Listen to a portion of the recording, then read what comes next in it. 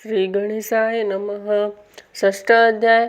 नंदी का पराभव। एक दिन शिवजी ने मस्तक से चंद्रमा उतार कर रख दिया, जिसे लेकर गणेश जी बालकों के साथ खेलने के लिए कुछ देर चले गए।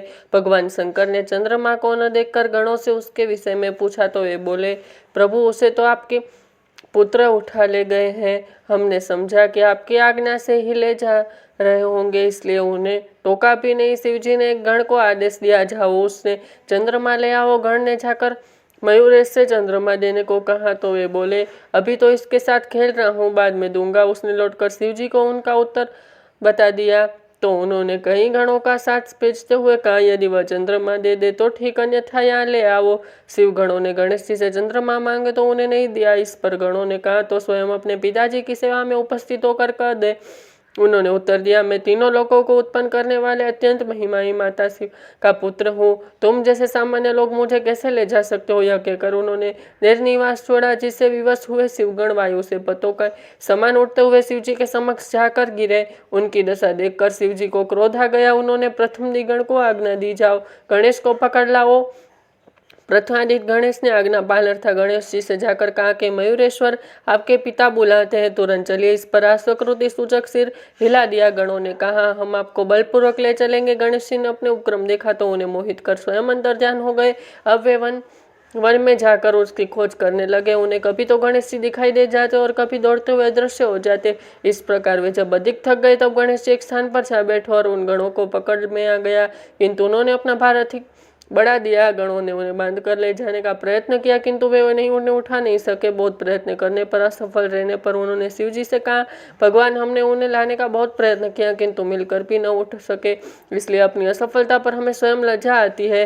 शिवजी हंसे। उन्हें नंदीश्वर को बुलाकर कहा, नंदी, आश्चर्य है कि अकेला गणेश इतना भारी हो गया है कि यहाँ ले आने में कोई भी सफल नहीं हुआ। अच्छा, अब हम इसे जाकर सामदम दंड भेंट की नीति के साथ लेकर आओ। शिवजी की आज्ञा पाकर नंदीश्वर चले और मुनि कुमारों के साथ खेलते हुए गणेश जी जाकर बोले, गणपति, आपके बूझे पिताजी बुलाते, इसलिए शीघ्र ही वहां चलिए। उन्होंने असुकृति सूचन सिर हिलाया तो नंदीश्वर बोले, यदि स्वेच्छा से न चलोगे तो मैं बलपूर्वक ले चलूंगा।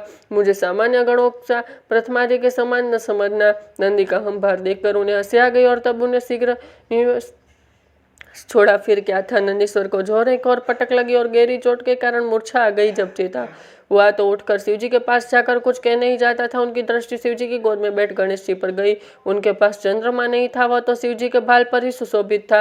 लज्जित नंदी ने शिवजी से निवेदन किया, प्रभु, आपके यह पुत्र आप ही समान महिमावन है।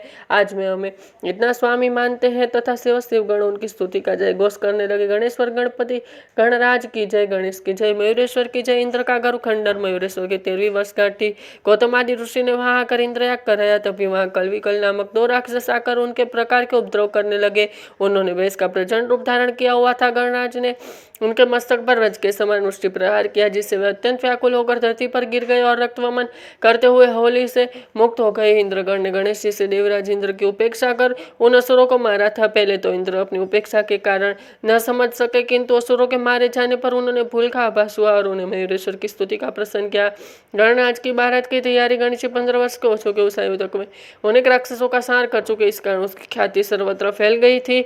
उनके अद्भुत कर्मों को देखकर देवगण प्रसन्न हो रहे थे। उनके विवाह योग्य अवस्था देखकर जगजननी पार्वती जी ने एक दिन शिवजी से निवेदन किया, प्रभु, गणेश अब विवाह योग्य प्रतीत होता है, इसलिए कोई सुंदर सुशील एवं गुणवती कन्या देखकर उसका कर देना चाहिए। शिवजी ने कहा, प्रिय, मैं भी यही सोचता हूँ, परंतु यह बाधा सम्मुख है कि इनका सम्मुख गुण वाली कन्या कहाँ खोज की जाए। यह विचार चल महर्षि नारद जी वीणा बजाते हुए वहां पहुंचे। शिव और शिवा ने अत्यंत स्वागत सत्कार कर बैठने को स्थान दिया। तभी शिव जी ने कहा, देवऋषि, आज तो आपके दर्शन बहुत समय के पश्चात हुए। नारद बोले, हाँ प्रभु, कुछ इधर ना ही नहीं हुआ। फिर आप तो त्रिसंध्या क्षेत्र में निवास कर रहे, ससा उस स्थान को छोड़कर यहाँ ले आया। ब्रह्मदेव ने आपके यहाँ होने की बात मुझे बताई तो सेवा में उपस्थित हो गया। इसी प्रकार वार्तालाप चलने लगा। तभी शिवजी बोले, मुनीश्वर, मयूरेश्वर अब विवाह योग्य प्रतीत होता है, इसके अनुकूल कोई गुणवती कन्या बताने की कृपा कीजिए। देवऋषि बोले, ब्रह्मा जी ने इसलिए तो मुझे वहां भेजा है।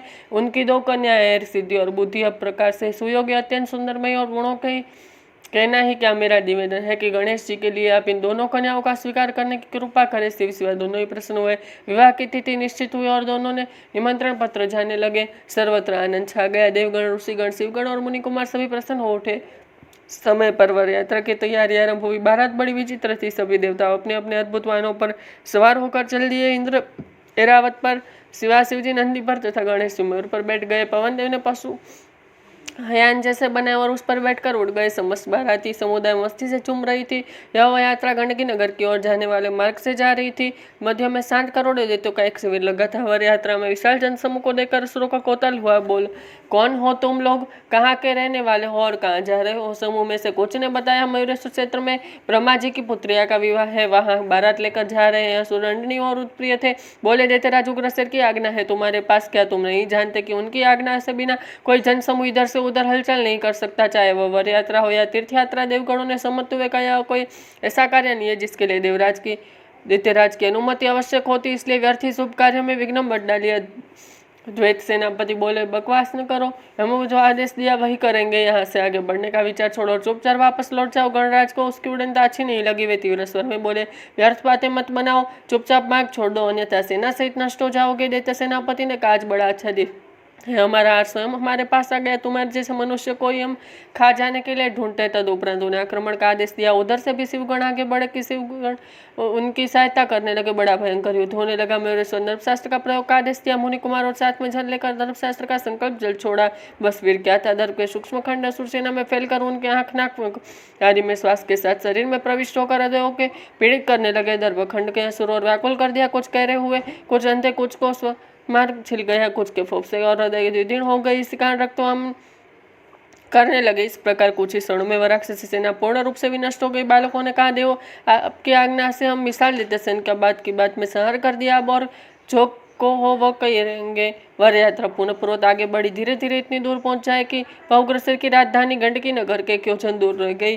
वहां गणेश जी अपने वाहन मयूर से उतर गए। गणपति की वृत्ति ने आया। गणेश जी ने एक वृत्त सिंहासन की स्थापना की और जो अत्यंत सुंदर, दिव्य और भव्य था, उस पर उन्होंने शिव शिवा और प्रमुख ऋषियों को बैठाया और उनको सिंहासन के आगे बैठने की व्यवस्था की। इस प्रकार समस्त जन समूह विश्राम के लिए ठहर गया। तभी मयूरेश्वर बोले, जनक जननी ऋषिगण देवगण एवं शिवगण आदि उसकी गंडकी नगरी में अनेक देवताओं के साथ भगवान श्री हरि रह रहे हैं। जब वे मुक्त न हो जाए तब वे विवाह उत्सव में कोई आनंद नहीं आएगा। इसलिए मेरी प्रतिज्ञा है कि मैं उन्हें मुक्त कराए बिना विवाह नहीं करूंगा। इसलिए कोई बुद्धिमान पुरुष दैत्यराज के पास जाकर उन्हें मुक्त करने का संदेश दे और वह उन्हें मुक्त करने स्वीकार न करे तो हमें उससे युद्ध करना होगा। ब्रह्मा जी ने साधु साधु कहकर गणेश जी की प्रशंसा की और पुष्पदंत को दूत बनाकर भेजने का प्रस्ताव किया, किंतु पुष्पदंत ने कहा, यदि मैं दैत्यराज के समक्ष गया और मुझे उनकी बातों में शीघ्र ही क्रोध आ जाएगा, इसी कारण मैं नीति की रक्षा करने में असमर्थ रहूंगा। मैं तो उस युद्ध क्षेत्र में मिलना चाहता हूँ, इसलिए उनके पास किसी अन्य को भेजना ही उचित होगा। उसकी बात सुनकर विचार करने लगा कि उन्हें कोई भेजा जाए। बहुत विचार के पश्चात मयूरेश्वर ने समाधान किया, मेरे विचार से नंदीश्वर को भेजना चाहिए। अत्यंत वीर, धीर, गंभीर, बुद्धिमान, पराशय को शीघ्र समझने वाला तथा चतुर है। इन्हें अधिक उपयुक्त उन्हें कोई व्यक्ति प्रतीत नहीं होता। शिवजी ने सम्मति प्रकट की, पुत्र हमारा चुनाव ठीक है। नंदी को विविध प्रकार के रत्नाभूषण दो। आदेश पालन के पश्चात गणपति ने कहा, नंदीश्वर वहां जाकर देवगण की मुक्ति के उद्देश्य ध्यान में रखे, चाहे आपकी सफलता प्राप्त हो। नंदीश्वर ने शिव शिवा और गणेश्वर को प्रणाम करवा विवेक से प्रस्थान किया और उग्रसेन के सभाकर पर द्वारपाल को अपना परिचय देकर दैत्यराज से मिलने की बात कही। द्वारपाल ने जाकर सूचना दी तो उसने नहीं बोलने लाने की आज्ञा दे दी। नंदीश्वर ने उस विशाल भव्य एवं सुशोभित सभा में प्रवेश किया। दैत्यों ने सोने के समान देदीमान एवं श्रुटकार्य नंदीश्वर को देखा तो भयभीत हो गए। सभा में निवृत्ता छा गई। दैत्यराज को संकेत मिलने पर नंदीश्वर उसे अभिवादन कर आसन पर बैठ गए। फिर उन्होंने कहा, दैत्यराज, मैं उनकी राजसभाओं में जा चुका हूँ और सर्वत्र ही अगत व्यक्ति का सम्मान करने की नीति देखी, किंतु तुम लोग अत्यंत बलवान, सुंदर एवं ऐश्वर्य संपन्न होने के भेड़े के समान बुद्धि रहित हो, इसलिए किसी बुद्धिमान मनुष्य का आदर सत्कार करना भी नहीं जानते। यह धर्म केवल राजा का ही नहीं था, इत्यादि वर्ग एवं प्रजावर्ग का भी था। इससे स्पष्ट है कि तुम्हारी समस्त प्रजा सभास्पद और आत्मवर्ग की मूर्खी हो। दैत्यराज की उन्हें नम्रता से कहा, वृश्रेष्ठ, हमारी बुद्धि ब्रह्मा के समान, तेज अग्नि के समान और गति वायु के समान प्रतीत होता है। तुम कौन, कहाँ से आए और कहने का उद्देश्य क्या है? नंदीश्वर बोले, असुरराज, मैं भगवान शूलपणि का वाहन एवं प्रमुख नंदी हूँ। उनके यहाँ भगवान गणेश ने धरती पर भार उतारने के लिए अवतार धारण किया है। वे प्रभु सर्वसमर्थ और समस्त संसार के उत्पत्ति, पालन और विनाश करने वाले हैं। उन्होंने अनेक दैत्यों का संहार किया। यह तथ्य तुमसे छिपा नहीं है, इसलिए तुम्हें उनका अनुगत होना चाहिए।